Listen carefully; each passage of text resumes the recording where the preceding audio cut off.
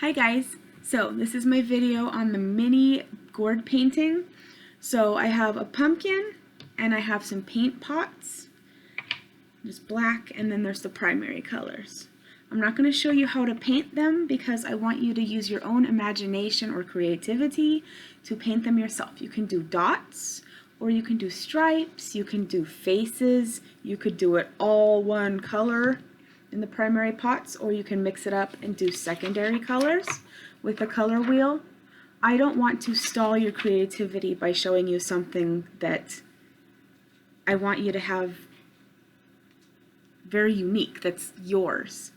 So, it is acrylic paint, so please be careful and remember that it stains clothes and fabric and lots of things. So smock up, cover the table, make sure everything is good to go before you actually work with these. I chose these even though they are a permanent paint because it sticks on stuff better. And you do get a paintbrush with it in case you don't have one at home. I do recommend water, especially if you're going to change colors, just so you don't get your colors mixed up and make it not as vibrant. I gave you some black so you could just do a smiley face with it or do some outline work or not even use it.